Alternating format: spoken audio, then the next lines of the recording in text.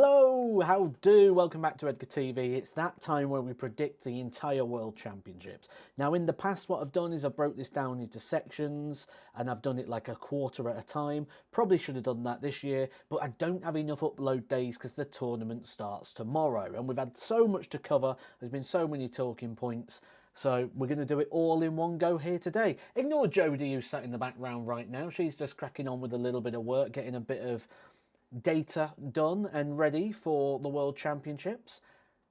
And also, maybe you're going to see her in a couple of live streams throughout the Christmas period. Certainly, there's going to be at least one. We know of that. More details on that soon, because that's going to be quite fun. You're here, though, for the World Championship predictions. Now, I've done this slightly differently. Normally, I go on Wikipedia, I use Paint, and we do it that way. Edgar TV gets better all the time. We're sat in a lovely studio. We're improving the content, the quality all the time. So now I've used the My Darts Coach app where we use the predictor. I'll put a link down to that in the description if you want to do that, and I've grabbed it for you. Now what I've done is I've sped it up a little bit so you don't have to sit and watch me try and figure out every single game. And how this app works is you go on and you click the players of which you think is going to win, and that works out the draw for you. We're going to pick up the round by round draw from the last 32 stage. Now, one of the key things I really enjoyed about doing this predictor is when I've done this in the past, and I've seen you guys in the comment section on occasion saying, Matt, you can't leave games out. And I like leaving games out where I'm completely torn and 50-50. And you'll see there's a couple of games here that really do stump me. You know when that is, because the cursor's going to be flicking side to side when I'm not quite sure which direction I want to go with it. Just like there. And again here with the Mickey Mantle, Leonard Gates game. So you have to make a selection. It forces you into that, and it gives you the opportunity to predict that all the way through. Now that game there, Charlie Manby, Cameron Menzies, you can see how much that torn me. I wouldn't be surprised if a lot of you are going with Charlie Manby. Certainly when I made my video in regards to the predictions and who I think could be a seed to go out, a lot of you were suggesting Cameron Menzies. And you see there a bit of a delay on Scott Williams as well. Going up against Parlow and Nebreda, Scott Williams going to be a tricky one because we don't know exactly what to expect from him. We're into round two now, so these are my round two selections where it works it out for you, players that have won going through. And you'll notice one thing here.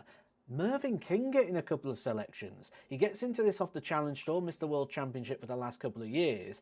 Could be going on a bit of a run here, could start to open up. This one quite tricky as well. Niels Zonneveld had a great year. Really has improved in his level of performance, which makes it a very, very tricky selection.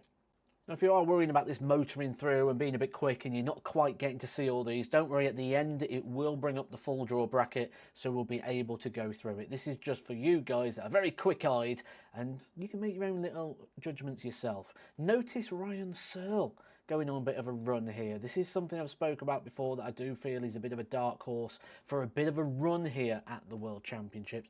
Think he could go far, and it could be his year to go as deep as possible. Still going Ryan Searle. We'll see how far he goes when we look at the bracket at the very, very end. But it's getting very predictable, isn't it, now in regards to the seeds? I've literally got all seeded players going through to this stage. That's not going to happen. At some point, the seeds are going to get beaten.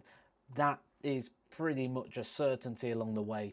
So I know I'm going to have got this wrong, but what we've got there, we've got the Luke and Luke final, and you can see how much I'm torn. When I spoke about this before in the past, I've gone Luke Littler, but when you look at Luke Humphries, he's reached finals of the last few events. He's talking about the World Championship being his priority and everything he's building towards. So it is quite tricky. Do we go back to back on Littler, or does Humphries regain the crown? But for those of you who can't view things at _2 speed, here is the results and everything we've got. David Davies would be a really interesting one for me because I saw him first come through as an ADC qualifier at the Super Series. So if he was to get through to the second round playing Luke Littler, that would be a massive, massive achievement for him. Bradley Brooks, great to see him playing well this year. I think he could be going on a bit of a run.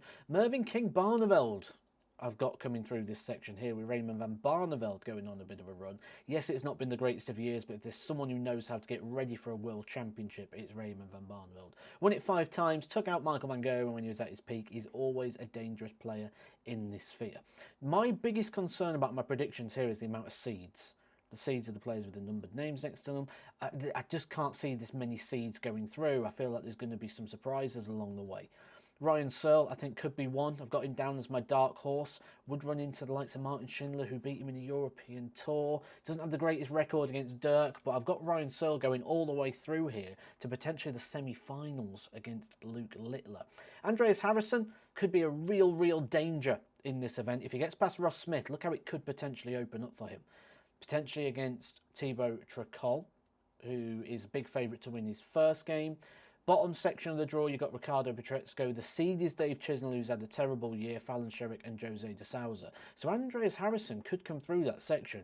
He's certainly got the quality to do so. You'll see here I've gone gold on Luke Humphries. I've changed my mind. I'm going to change it probably many more times before it goes ahead.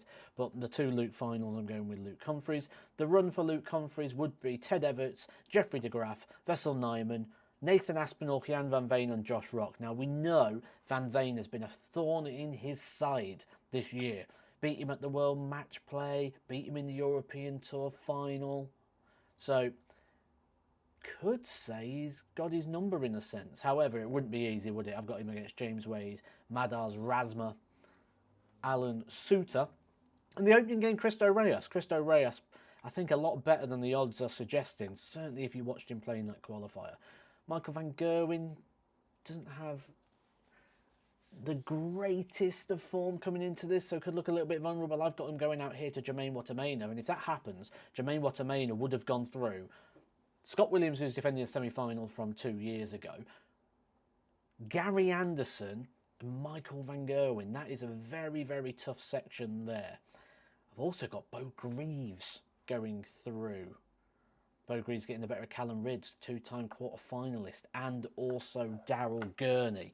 So you can see how hard it is to make predictions when you're looking at this event because there's quality everywhere. I think the qualifiers have stepped it up again. I was worried that increasing the field to 128 players would potentially water down the quality. Instead, I feel like actually we've got an increase of quality and some of the international qualifiers so much better. But that's just a testament to the systems that are out there now with these qualifiers that aren't just one-day hits where you might get someone who has a good day. You've now got to be good over a period of time. Who do you have as these following moments the winner? A bit of a dark horse, someone who could go far, and who is your surprise package? And tell me who's the seed in danger in the first round. I want to know those 4 answers down in the comment section down below. I will see you all the way through the World Championships for live streams every single day, 1 hour before the evening session. See you very soon.